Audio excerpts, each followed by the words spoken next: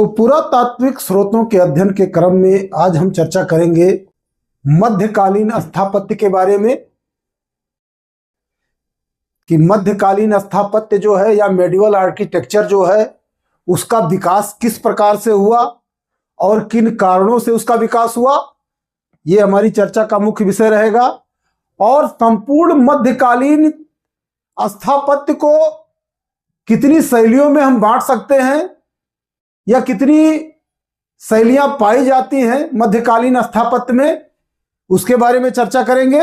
और इन शैलियों की विशेषताएं क्या हैं, इसका समय क्या है, इसके विकास के प्रमुख कारण क्या थे, किस प्रकार से ये आर्किटेक्चर भारत में डेवलप हुआ और इसको शैलियों के आधार पर हम कितने प्रकारों में बांट सकते हैं और क्या क्या उदाहरण हैं इन शैलियों के। तो जो मध्यकालीन स्थापत्य है उसका विकास भारत में तुर्क अफगान शासकों के आगमन के साथ ही दो संस्कृतियों के मिलन के फलस्वरूप इस शैली का विकास हुआ।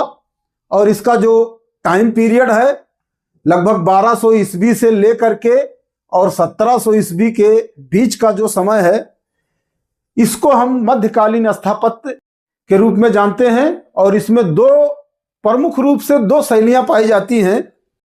तो मध्यकालीन स्थापत्य भारत में तुर्क अफगान शासन की स्थापना के पश्चात दो संस्कृतियों के मिलन के फलस्वरूप इस शैली विकसित हुई।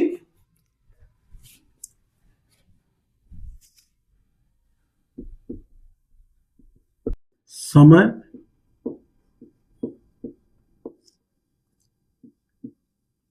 1200 ईस्वी से 1700 ईस्वी तक।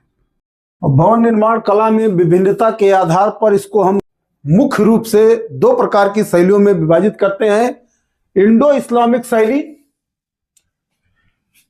और मुगल शैली।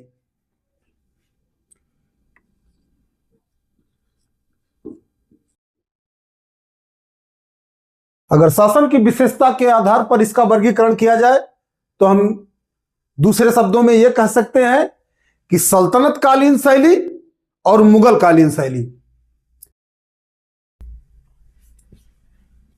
इंडो इस्लामिक शैली का जो समय है, समय 1200 ईस्वी से 1526 ईस्वी तक, जिसको भारतीय इतिहास में सल्तनत काल के रूप नाम से जाना जाता है। 1200 ईस्वी से लेकर के 1526 ईस्वी तक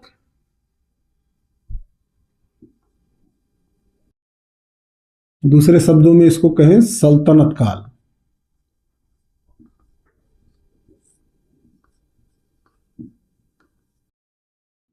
यही समय भारतीय इतिहास में सल्तनत काल के नाम से भी जाना जाता है।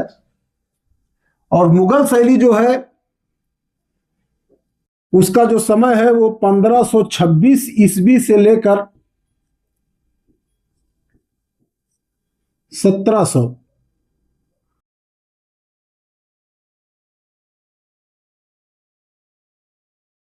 अब आइए एक एक करके इनको जानते हैं कि इंडो इस्लामिक शैली क्या है, इसकी विशेषताएं क्या हैं, किस प्रकार से इसका विकास हुआ। इंडो इस्लामिक शैली जो है उसका विकास मुख्य रूप से 12वीं शताब्दी के प्रारंभ में तुर्क अफगान आक्रमणकारियों के भारत में शासन स्थापित हो जाने के कारण जब दो संस्कृतियों का मिलन हुआ तो दो संस्कृतियों के मिलन के फलस्वरूप उनके भवन निर्माण कला में, संस्कृतियों में, आचार व्यवहार में अलग प्रकार का प्रभाव प्रकट हुआ, जिससे कला, साहित्य, भवन निर्माण तथा समाज में एक नई प्रकार की विधाओं का जन्म हुआ। बात करें स्थापत्य शैली की तो इंडो इस्लामिक शैली मुख्य रूप से थी क्या, ये जानते हैं।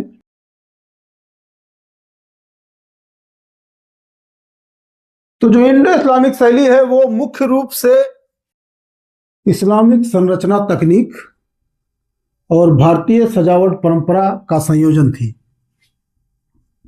तकनीक विशेषताएं, इस शैली की मुख्य विशेषताएं क्या क्या हैं।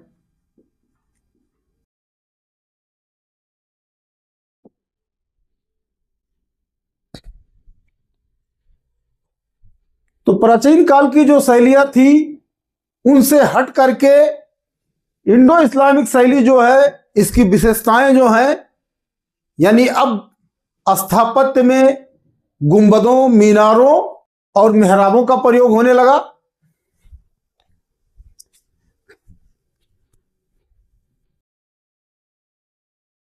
गुंबदों, मीनारों, मेहराब का प्रयोग। तो जो दूसरी विशेषता है इसकी, ज्यामितीय अलंकरण और कुरानिक सुलेख।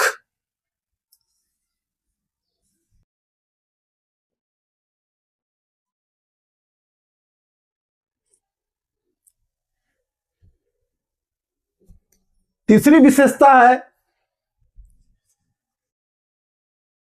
मूर्तिकला निषेध, क्योंकि तुर्क और अफगान जो थे वो मूर्ति पूजक नहीं थे, इसलिए इंडो इस्लामिक शैली में मूर्तिकला का निषेध पाया जाता है। मूर्तिकला निषेध।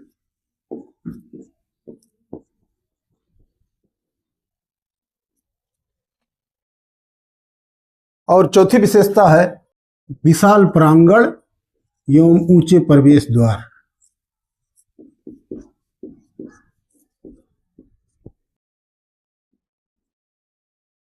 बात करें इस शैली के उदाहरणों की तो कुतुब मीनार, अलाई दरवाजा, कुब्बतुल इस्लाम मस्जिद।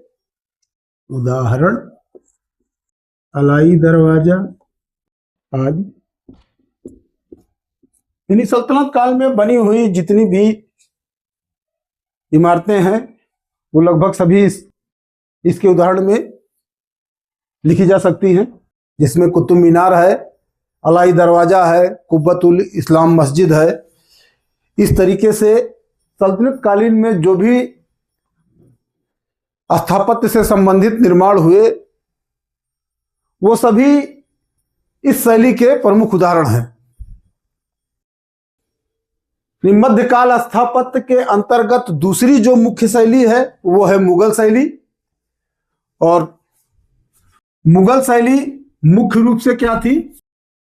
मुगल शैली का जो समय था वो था 1526 ईस्वी से, यानी जब बाबर ने इब्राहिम लोदी को परास्त किया और परास्त करके मुगल वंश की स्थापना की, तो उस समय से लेकर के और 1707 ईस्वी में मुगलों के लगभग पतन के कगार पे पहुंच जाने तक के समय को इसमें शामिल किया जाता है।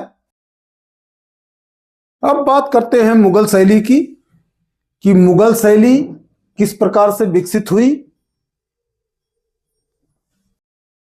और इस शैली की प्रमुख विशेषताएं क्या थीं और इस शैली के प्रमुख उदाहरण क्या क्या हैं, और इन यानी मुगल शैली में किन तत्वों का समावेश पाया जाता है उसके बारे में बात करेंगे। एक बात और, इस मुगल शैली के बारे में एक बात और जान लेंगे। इसको मध्यकालीन स्थापत्य के स्वर्ण युग के नाम से भी जाना जाता है। जो स्थापत्य कला थी वो चरम पे पहुंच चुकी थी, इसलिए इस काल को मध्यकालीन स्थापत्य का स्वर्ण युग भी कहा जाता है। मध्यकालीन स्थापत्य का स्वर्ण युग यानी golden era of medieval architecture, golden era of. अब बात करते हैं कि मुगल शैली मुख्य रूप से थी क्या या किन तत्वों का संयोजन थी। तो मुगल शैली का जब हम अध्ययन करते हैं तो उसमें प्रमुख रूप से दो तीन चीजें पाई जाती हैं जिसके आधार पर हम कह सकते हैं कि शैली किस प्रकार से विकसित हुई थी या इस शैली का विकास किस प्रकार से हुआ। तो मुगलों का जो शासन काल है या मुगलों का जो शासन रहा है उसमें बहुत से राजपूत राजाओं का सहयोग था, या दूसरे शब्दों में कहें कि बहुत से राजपूत राजा उच्च पदों पर आसीन थे मुगल दरबार में। तो इसलिए मुगलों की जो संस्कृति और मुगलों का जो स्थापत्य है उसमें राजपूतों या राजपूताना तत्वों का समावेश पाया जाता है। और इसी आधार पर हम कह सकते हैं कि यह मुख्य रूप से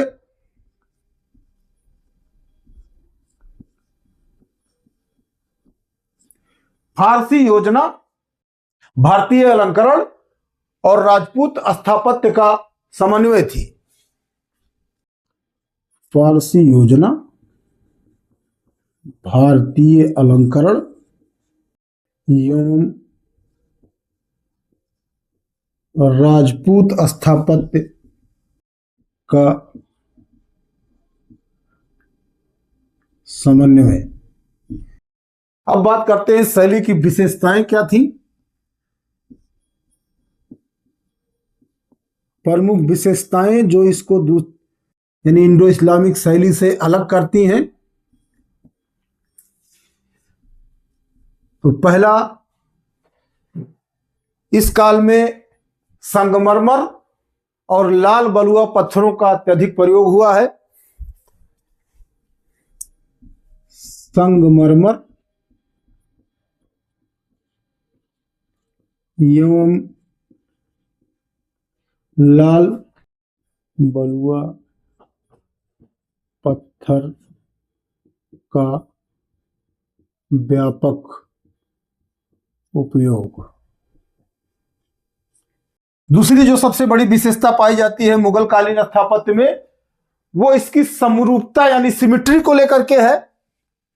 तो हम कह सकते हैं कि सममिति या जिसको अंग्रेजी में सिमिट्री कहा जाता है।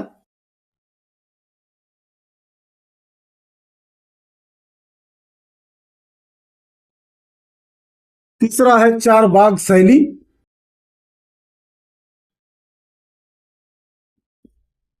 पच्चीकारी एवं जाली कार्य, पच्चीकारी एवं जाली कार्य। अब बात करते हैं उदाहरणों की। फतेहपुर सीकरी, फतेहपुर सीकरी, हुमायूं का मकबरा, बुलंद दरवाजा, लाल किला, ताजमहल, यानी मुगलों के समय में बनी हुई जितनी भी इमारतें हैं उन सबको इसके अंतर्गत रखा जा सकता है। जिसमें से दो चार प्रमुख आप लिख लेंगे। लाल किला,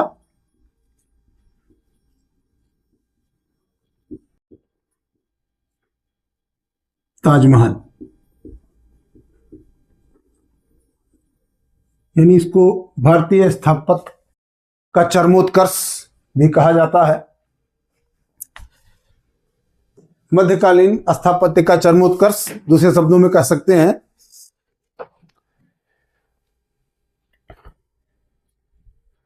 तो आज की स्लाइड में हमने जाना कि मध्यकालीन स्थापत्य क्या है और मध्यकालीन स्थापत्य का विकास भारत में किस प्रकार से हुआ। तो आइए संक्षेप में इसका एक बार रिवीजन कर लेते हैं जल्दी जल्दी से कि मध्यकालीन स्थापत्य जो है उसका प्रारंभ या विकास जो हुआ वो भारत में तुर्क अफगान शासकों के आगमन के साथ साथ यानी उनके शासन की स्थापना के फलस्वरूप जो दो संस्कृतियों का मिलन हुआ उससे एक शैली की नई विधा विकसित हुई जिसको हम मध्यकालीन स्थापत्य के नाम से जानते हैं और जो कालांतर में समय के साथ साथ चलते हुए जिस शैली का विकास इंडो इस्लामिक शैली से शुरू हो करके और जा करके मुगल शैली के रूप में अपने चरमोत्कर्ष पे पहुंचा, तो इस स्थापत्य का अध्ययन करते समय हम मुख्य रूप से दो प्रकार की शैलियों को पाते हैं। यानी भवन निर्माण या स्थापत्य कला का जब हम अध्ययन करते हैं तो उसमें मुख्य रूप से दो प्रकार की शैलियां पाई जाती हैं। कुछ स्थानों पे आपको 3 भागों का वर्गीकरण भी मिलेगा। कुछ विशेषज्ञों ने तुगलक काल को भी एक अलग शैली के रूप में रखा है, क्योंकि उस समय राजनीतिक अस्थिरता और मंगोलों से संघर्ष के कारण उस समय का जो स्थापत्य पाया जाता है वो थोड़ा सा इन शैलियों से भिन्नता पाई जाती है, क्योंकि उस समय राजनीतिक अस्थिरता और आपसी संघर्षों के कारण या आर्थिक विपन्नता के कारण उस समय जो प्रमुख ध्यान है स्थापत्य का, वो उस समय का जो स्थापत्य पाया जाता है वो यानी अलंकरण का प्रयोग ना करके सादा ढलवा स्थापत्य पाया जाता है और सैन्य सुरक्षा पर विशेष बल पाया जाता है, मोटी दीवारों का निर्माण। इस तरीके से कुछ विशेषज्ञों ने उस काल को एक अलग प्रकार के रूप में वर्णित किया है। लेकिन मुख्यतः अगर हम बात करें तो मुख्य रूप से मध्यकालीन स्थापत्य को हम 2 ही भागों में विभाजित करते हैं, जिसमें एक है इंडो इस्लामिक शैली, दूसरे शब्दों में कहें जो सल्तनत काल है भारतीय इतिहास का वो, और दूसरा मुगल शैली। तो इंडो इस्लामिक शैली जो है उसमें मुख्य रूप से थी क्या यह शैली, इस्लामिक संरचना तकनीक और भारतीय सजावट परंपरा का मिश्रण थी, जिसमें विशेषताएं यानी जो परंपरागत तरीके से हट करके, यानी अब स्थापत्य में मीनारों, मेहराबों और गुंबदों का प्रयोग होने लगा, ज्यामितीय अलंकरण और कुरानिक लेखों का प्रयोग होने लगा। दूसरी प्रमुख बात है वो ये है कि जो तुर्क या अफगान शासक थे वो मूर्ति पूजक नहीं थे, तो उस समय का जो स्थापत्य पाया जाता है उसमें मूर्ति कला का प्रमुख रूप से निषेध पाया जाता है। एवं स्थापत्य में एक और चीज पाई जाती है कि विशाल प्रांगण, ऊंचे प्रवेश द्वार देखने को मिलते हैं, और उदाहरण जो है प्रमुख वो है कुतुब मीनार, अलाई दरवाजा आदि। बात करें मुगल शैली की तो मुगल शैली का जो समय है वो है 1526 से लेकर के 1700 ईस्वी के आसपास तक का है, और मुगल शैली जो है वो मुख्य रूप से फारसी योजना और भारतीय अलंकरण और राजपूत स्थापत्य का समन्वय दिखाई पड़ता है उसमें। और इस समय प्रशासनिक सुदृढ़ता, राजनीतिक स्थिरता और संपन्नता के कारण इस समय का जो स्थापत्य है वो मध्यकाल के स्थापत्य का स्वर्ण युग भी कहा जाता है। इसमें विशेषताएं क्या है, मुख्य रूप से संगमरमर एवं लाल बलुआ पत्थरों का प्रयोग विशेष रूप से पाया जाता है। मुगल काल की जितने भी निर्माण है उसमें प्रमुख रूप से आपको दिखाई देता है। दूसरी जो चीज है समरूपता या सममिति का पाया जाना, जिसको सिमेट्री कह सकते हैं। तीसरा है 4 बाग शैली का प्रयोग। चौथा पच्चीकारी एवं जाली कार्य, जो भवन निर्माण में पच्चीकारी एवं जाली कार्य दिखाई पड़ते हैं। और इसके प्रमुख उदाहरण जो मुगल काल में बनी हुई इमारतें हैं वो इसके प्रमुख उदाहरण हैं, जिसमें से फतेहपुर सीकरी, लाल किला और ताजमहल इत्यादि